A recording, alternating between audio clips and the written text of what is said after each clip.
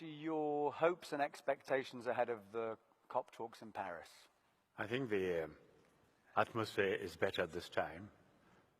Governments that were hesitant in Copenhagen have come forward with suggestions, ideas, and proposals as to what they will do in their own countries. And governments are being pushed to come up with national strategies for tackling climate change. And some of the governments that had been hesitant in the past have moved forward, like India. The US has come forward, and China has made a major concession. The EU is solidly there. And I think today every country accepts that it has a responsibility, although we all agree that the developed world has to do more and take the lead for the others to come. So the atmosphere in Paris is better. If I was in Paris on Friday, I was supposed to do a taping with Al Gore, which we did. And then, of course, the carnage started, and he had to abort the recordings. But I think we will get an agreement in Paris. Whether it will be ambitious enough is what the question is. Some are saying it shouldn't be binding. Others would want to see a binding agreement. I'm in that category. Yeah. I think you need to have something to hold governments to, yeah, and for their own people to monitor and hold them accountable. Thank you. Okay, so we're going to start with Alexandre, and then we're going to be going after that to Ada Semedo from Cap Verde. So Ada, if you could get ready. But Alexandre, can we have your question, please? And how are you?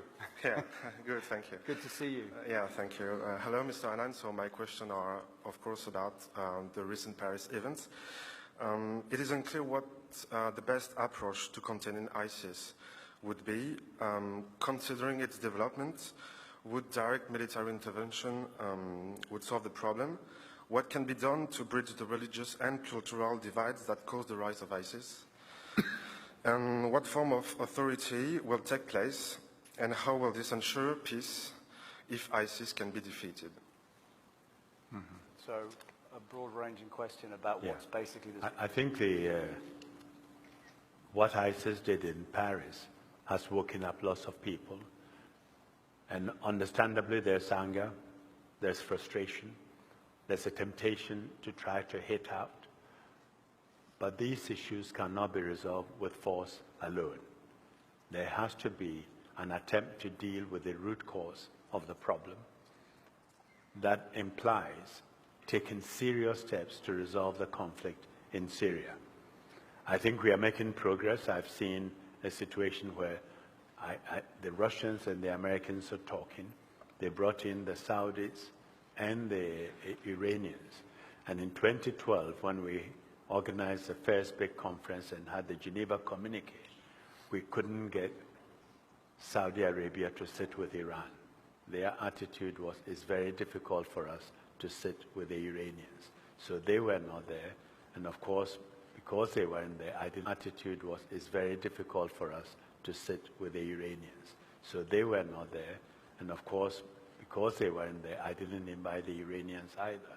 But now they have got involved. The framework is there, the Geneva Communique, which talks of transitional government, led by the Syrians, organized by the Syrians for their future. The military pressure can help, but military pressure alone will not succeed. I think ultimately the solution is political, and I would hope that if the developments we are watching is sustained, where the major powers and the regional powers come together, make a common cause, and work together to defeat ISIS and to settle the situation in the region. If we don't do that, it's going to get much worse. I mean, some of you here, no, I don't think, have read about the 30-year war in Europe, which was the same sort of thing until they realized it was senseless. They had to find a solution. And that is what led to the Treaty of Westphalia. And I hope Syria and the people involved in the conflict would also find their Westphalia moment and realize the futility and the senselessness of the killings that are going on and work together to calm the situation.